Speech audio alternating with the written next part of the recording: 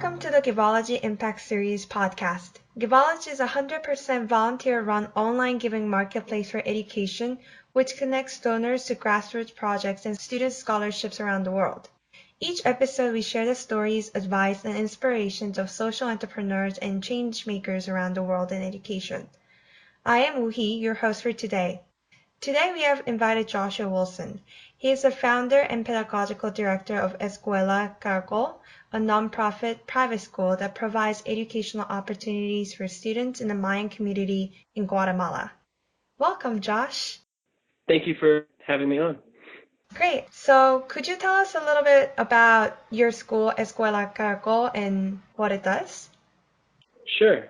Escuela Caracol is a kindergarten through primary school grades, so a K-6 school located on Lake Atitlan in Guatemala. We're in a very small village, an indigenous Maya village of about 4,000 people. And at this school, we have about 85 students this past year, and 85% of them are from indigenous Maya families, either from our town or from a neighboring town. And for those students, we look for nearly full sponsorships for those. And the other 15-20% of the school is international families and other families from Guatemala, from other parts of Guatemala. And it's a very wide mix of students who come from sometimes as far as China. We've had students from China, students from all over Europe, all over South America.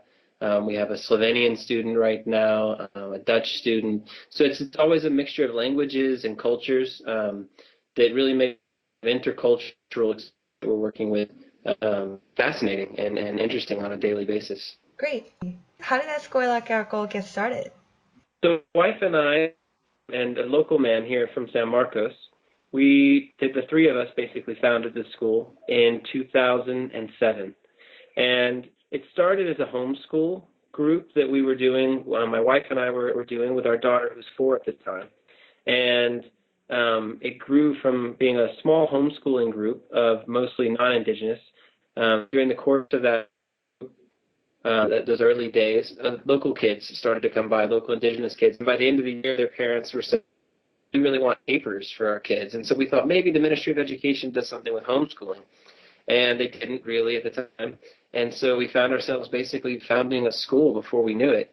And so since then, the impulse of the school has been very much to work on trying to create a bridge and using Waldorf pedagogy in particular, which we see as a unique fit here in our community, which is made up largely of non-Indigenous people from all over the world and Indigenous Kakchikel here in our village.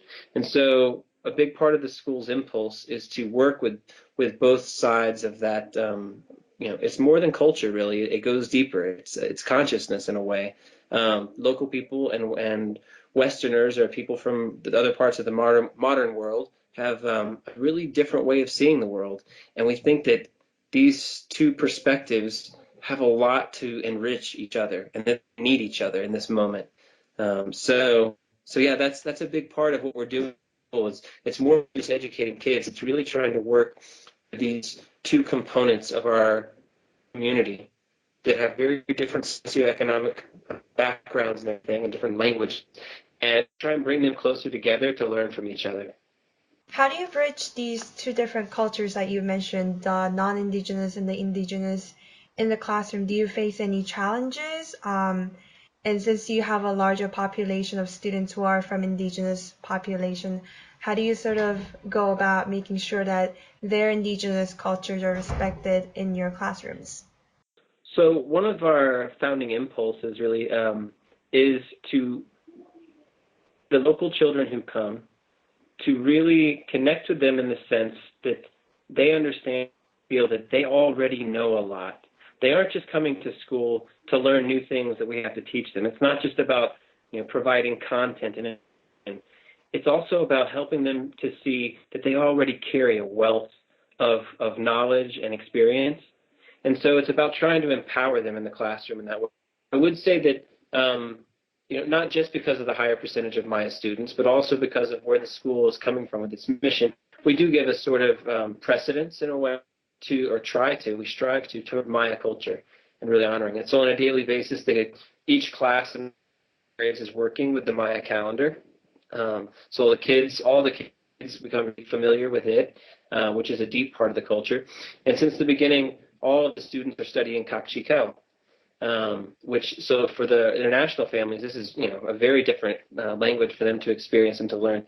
And for the local families, often they feel sometimes that we shouldn't be teaching Kakchikau. They would like to hear more English.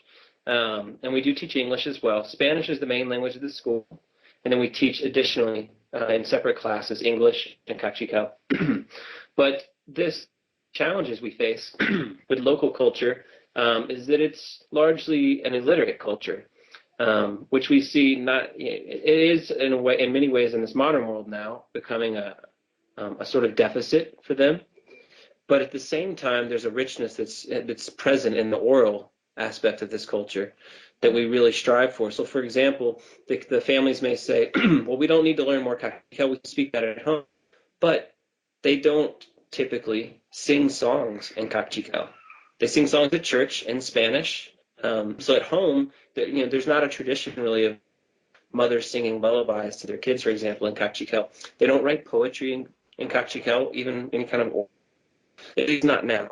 This may have at one time, I'm sure, existed, but now it doesn't at this moment. So we're really trying to work with giving us a language that is being increasingly threatened by outside culture in the modern world. And so, we live in a world now where indigenous languages are disappearing, on a weekly basis. And so we feel like it's really important for the kids to grow up with a feeling of pride in their language and a feeling of I can express myself in my language and be creative in my language and to share in that experience with kids who don't Kakchikau. So that the language is a really big part of trying to maintain and honor the local culture. Right. So part of your mission also emphasizes intercultural partnerships and honoring local Maya traditions. So I was wondering, in addition to using the local language, teaching classes with Kachaka and using the local Mayan calendar, what are some other ways you strive to be culturally responsive for the indigenous population? How does it work with the teachers that you're working with and the curriculum? Sure. So the Waldorf curriculum and Waldorf pedagogy in general, Waldorf education puts a very high value on working with your hands. And this culture still has traditions of handwork that are really deep. And we're talking about more than just the artisan weaving, which is so famous in Guatemala, which is something that we do try and connect with. But even things as simple as building your own house. Everyone builds their own house. That's a lost practice in the modern world. No one builds it. Maybe they have a builder build it, but people here will actually lay each adobe brick or the whole process they're doing. They're cutting firewood in the mountain on a weekly basis and bringing that back to cook with in their homes. So in our kindergarten, for example, we have wood burning stove. And the kids all help do that. They help with chopping some of the wood and getting the stove in the morning and making tortillas. So another aspect in the city, for example, there's a tradition here with maguey fibers, a cactus called maguey. They take the leaves, process of beating the leaves and then soaking them in water and then turning them into string. And then and it's a really strong fiber that's used traditionally for ropes here as well. There's a type of bag that they use here that was traditionally a bag that men would wear. And it's made of these fibers with 3 needles, which is kind of an interesting art. So our 6th graders, as a part of their curriculum, every year 5th and 6th grade usually, it varies, connecting it with botany, their study of botany. Then we look at this whole process. These are called morales. They make these bags, these morales. And so we look for all of these different ways to really connect with the culture and then really see how it connects with our curriculum that we're working with as well. There's so many ways, and I still feel like in many senses we're the surface of what's possible in terms of really connecting with the traditions and the strong sense of the will that lives here in people. What are the response from the students? Do students really like having those classes? Do parents like it? What's the general response you get from the community? From local parents, most of our local parents, perhaps they attended till third grade, right? So they have very little education, and they're overwhelmingly grateful to receive any kind of education. Often they have this idea that I send my kid to learn to read. I don't know how to read, but I want my child to. And so that's about the extent often of what they really understand of what school is. And so when we bring in these other types of aspects, sometimes they wonder. But what we've seen, for example, I had a father who, he was one of these types who just really, I want to make sure my kid learns this academic stuff, reading and these things that I don't know how to do. And he did, with time. And then what he saw, his son was coming home and gardening in their home. And he came to me, he said, Josh, it's amazing. Danny comes home and he just starts planting seeds and he's tending a part of our garden all on his own. And this is something that, people do still live very agriculturally here. People plant their milpa, their corn, and their squash, and that's a part of it. But people don't expect that that's going to in some way be on and integrated into the school life. Traditionally here, education in Guatemala has suffered for the last 40 to 50 years since the Civil War that happened here in Guatemala has ended. Education, many teachers were disappeared in the middle of lessons from classes. So this idea of trying to think for yourself and act for yourself has been diminished over the years. And so education's in a really difficult state right now in Guatemala. And we're hoping that with our small school here, we're putting our kind of grain toward seeing an educational renewal here in Guatemala. And people are noticing. We've gotten national attention. And there's a number of other schools that have come to visit us and had our teachers teach their teachers. Even in our own town, we've seen, when we came, when the school began here in our town, the local schools did not teach cachical and did no kind of gardening, and there was barely even plants around their schools. And now all of the local schools, the local primary school and local middle school, they both have gardening programs, and they both are teaching cachical. So we like to think that we've had an influence on that. Mm-hmm. Now I'm really curious. How are you as an outsider coming into the community and creating a school? Do you see challenges in doing that as an outsider? How do you sort of navigate the space? Yeah, it's tricky. On the one hand, there's the feeling of being an outsider and the feeling that there's a sort of perception, I think, that, as I said, they're two different consciousness, really, in a very profound way. And there's a sense in which I'll never fully understand and see the world like a local person here. So I will always be an outsider. And there's that element that no matter how close we get, there's always that feeling of being an outsider. I think that will change with our children here slowly. But so there's that aspect. On the other hand, being someone who's founded a school and who still has a leadership role in the school, people in the culture here tend to look toward the leaders in institutions and follow them often, kind of carte blanche. So pastors, school directors, the mayor, people in positions of authority, and this is true largely in Guatemala, but we notice it especially here around the lake. People tend to think, well, you have all the answers, and again, as I mentioned, our approach has been one, we don't, actually, and you have the answers, and we want to learn from you. And on the other hand, we also feel, we work with this idea in our school a lot, the wrong answer is often a lot more helpful than the right answer. And when you're trying to do creative problem solving, wrong answers have historically had much greater impact. Mistakes lead to more fruitful new avenues. So there's a difficulty sometimes with being in that position where people kind of just want you to tell them, and where I'm continually trying to not let myself assume such a strong authority or leadership role. So that's a big part of the two sides of the tension of being an outsider here, I think. I think it's really interesting. Like I hear you talking about how you see your role as like a person who wants to empower other people, but not to like enforce anything on them, being sort of respectful of what they have and their cultures. And I think it connects a lot to what I personally value as well as what Givology values. What's really great about Givology, in my opinion, is that it tries to really connect with local grassroots organizations and that it's trying to bring personalized approach, like niche approach to communities instead of having a real big like sort of movement go in there and wipe out the indigenous knowledge. So it's really great to hear what you've been doing there, trying to be culturally responsive and aware of your positionality, but also trying to really empower the people. I think it's really powerful. Mm, Yeah. yeah, I feel it's a privilege to be a part of this work here, and it's exciting.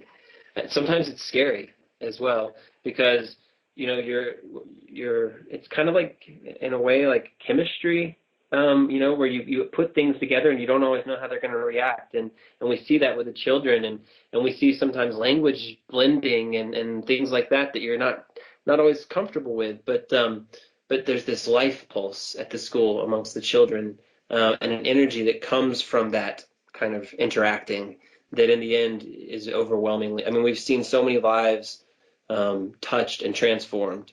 Um, I think of one example of a young girl who came from a really difficult family and abusive situation, and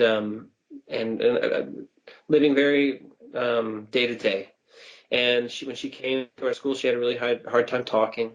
Was very shy, and also had some other issues with stealing things from kids. And other kids would, why isn't she following our rules or whatever? And after about a year and a half of working with her at our school, she comes on Valentine's Day this past year, and she tells her teacher she has a special gift for the class. And she gets up in front of the class and she sings a solo class, a Wow. song that she had prepared. Yeah, so it's we talk a lot with Waldorf Education that it's what we're doing is not about passing content on and information. Information's available to everyone, but what we're doing is really about transformation. It's about trying to help students develop their own sense of confidence and a sense of an ability to make a meaningful impact in the world, and a love for learning that never ends.